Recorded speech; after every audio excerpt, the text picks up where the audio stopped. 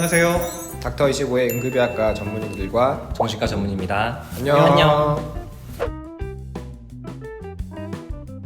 검색을 해봤는데 굉장히 이상한 질문들이 많아요. 뭐 형제인데 동생을 죽였는데 뭐 왜 죽였을까 뭐 이런 식으로 뭐 누구를 죽이니 많이 뭐 이런 거. 죽이는 게 나아요. 주로 그런 질문들이 많더라고요. 되게 기괴해가지고 뭐 보다가 이제 꺼버렸는데 그런 질문들은 제가 봐도 좀 의미가 없다고 생각을 하는데 어떻게 생각하시나요? 그 인터넷에 나오는 이런 사이코패스 테스트가 종류가 너무 많아요. 그런 질문들도 보면은 너무 이상한 질문들, 기괴한 질문. 말씀하신 대로 기괴한 질문들이 많이 나와요. 이 기괴하다라고 하는 거는 건강한 사람도 해당되지 않고 그리고 심각한 정신병리가 있는 사람도 잘 체크하지 않는 항목들을 기괴하다라고 해요. 그래서 우리가 뭐 MMPI라든지 뭐 여러 가지 심리 검사들에서 신뢰도 검사할 때 그런 항목들을 넣기도 해요. 근데 그런 걸로 거기에 체크를 했다고 해서 이 사람이 사이코패스다라고 판단하는 건 어폐가 있고, 이 심리 검사들도 우리가 뭐 피 검사에서도 뭐 몇 점 이상은 뭐고 몇 점 이상은 뭐고 이렇게 결정하기 위해서는 굉장히 많은 데이터들이 필요하잖아요. 어떤 심리 검사들도 그게 타당성을 가지려면은 반복해서 검증 가능한지, 오류의 가능성이 있는지, 그러면 오류가 통제 가능한지, 그리고 관련 분야의 어떤 검토, 뭐 심리학자라든지 정신과 의사라든지 이런 분들의 판단이 들어가 있는지,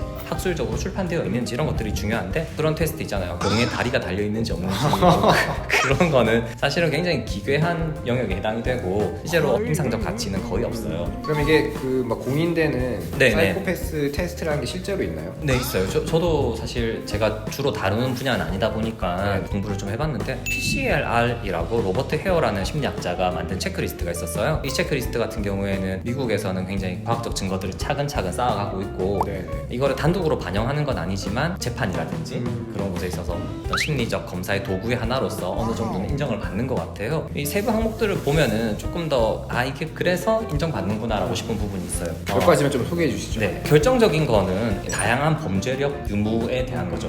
현대 사회에서는 아무래도 범죄를 많이 저지를 수밖에 없어요. 그래서 범죄력이 있는 사람, 그리고 조건부 석방이 되었는지, 청소년기에 비행을 했었는지, 혼인 관계가 너무 반복되는지, 자기 행동에 대해서 책임감을 못 느끼고 무책임하고, 장기적인 어떤 목표, 그러니까 삶의 어떤 목표나 이런 것들이 부재하고, 자존심이 과대하고, 자극 추구 경향이 높고, 다른 클립에서 저희가 TCI에 대한 이야기 했었잖아요. TCI에서도 노벨티 시킹이라고 새로운 자극을 추구하는 거, 함 어보이던스라고 위험을 회피하는 이야기를 했었는데, 사이코패시 같은 경우에는 추정을 하자면 자극 추구는 높으면서 위험 회피가 적은 그런 게 있어요. 실제로 우리가 어떤 감정을 느낄 때 머리에서 우리가 테스트할 수 있는 이런 감정의 깊이들이 다른데, 사이코패시가 있는 사람들 같은 경우에는 어떤 위험한 일이나 도덕적인 위반을 할 때 대다수의 사람들이 경험하는 것처럼의 어떤 고통이나 아픔, 위험에 대한 감정을 적게 느낀대요. 대부분의 사람들은 그게 여러 가지 이유가 있겠죠. 어렸을 때 뭐 부모님의 이야기라든지 뭐 이런 것들이 우리 마음을, 우리 몸을 아프게 만들어요.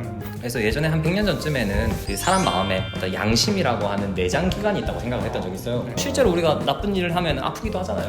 약간 그 양심에 걸린다, 신체적 통증이 나타나는데 실제로 뇌에서 관장을 하는 거죠. 근데 그런 것들이 사이코패시가 있는 분들 같은 경우에는 대다수의 사람들보다는 좀 약하다는 거, 감정을 느끼는 정도의 차이가 난다는 거, 그래서 위험하거나 위반되는 행동을 많이 할 수 있다는 것 정도로 이해하시면 될 것 같아요. 어찌 보면은 반사회성 인격 장애 같은 느낌이 드는데요. 조금 차이가 있죠. 차이가 있죠. 네, 반사회성 인격 장애가 있는 분들은 조폭이 될 수는 있어요. 네, 사이코패시가 있는 분들은 조폭이 될 수가 없어요. 왜냐면 동료조차도 의심하거든요. 마지막 유대조차도 불가능해요. 그래서 누구도 믿지 않는 거죠. 네, 그래서 사이코패시가 있는 분들 같은 경우에는 주로 혼자 고립되어 있거나 혼자서 행동할 가능성이 굉장히 크시죠. 단독 범죄만 저지르고. 근데 이게 지금은 사회를 구성하고 살아가고 있지만은 원시 시대라고 한다면 네네. 우리가 사냥도 해야 돼요. 누군가는 위험한 일을 했었어야 될 수도 있어요. 그래서 좀 더 용감하게 사자를 잡으러 가야 된다. 두려움을 좀 덜 느끼고. 두려움을 좀 덜 느끼고 이런 사람들이 필요했을 거잖아요. 그러면은 팀을 꾸려서 야, 내가 사자 잡을 거야, 가자 하면은 지금 현대 사회로 이어지면서 반사회성 인격이 되었을 수도 있고, 혼자 은밀히 가서 사자를 퍽 죽이고 온다. 사이코패시가 있을 수 있죠. 굉장히 어울리잖아요. 죽이는 거 자체가 우리가 어떤 거부감이 있잖아요. 근데 이 사람들은 그런 거부감이 덜할 가능성이 커요. 그래서 그런 유전자적인 특징들이 쭉쭉쭉 이어져서 현대 사회에 왔는데, 현대 사회에서는 사실 이런 분들이 우리가 서로 도우면서 살아야 되니까 같이 있으면은 많이 그런 규범을 지키기가 힘들죠. 그러다 보니까 감옥이라든지 교정시설 이런 곳에 사이코패시가 더 많아지게 될 수밖에 없죠. 트렵 시대의 잔재일 거다. 200명씩 몰라서 맘모스 때려잡고. 그러니까 성실하게 내가 매일 일을 해나가는 사람들은 아마 농사를 주로 짓던 지역의 어떤 후예들일 거고, 성실성이 담보된 일이잖아요. 네네. 사냥 같은 경우 한 번 하고 나면 그래도 한 일주일 쉬어도 되잖아요. 있잖아요. 강력하고 충동적인 사냥꾼의 후예들은 이런 기질들을 가지고 있지 않을까. 결론적으로 이야기하자면 사이코패스 같은 경우에는 위험한 행동을 할 때 있어서 좀 덜 아프게 느낀다, 그리고 의심이 굉장히 많다, 이런 것들을 특징적으로 할 수 있고, 인터넷에 있는 그런 이상한 질문들 같은 경우에는 대부분은 믿을 만한 게 아니라는 거, 우리가 심리 검사들에 있어서 무분별하게 미리 노출되는 거는 정확한 결과를 알 수 없게 만든다는 거 정도를 기억해 주셨으면 좋겠어요. 네, 이상 닥터 25였습니다. 네, 재밌게 보셨으면 구독과 좋아요 눌러주세요. 안녕. 안녕.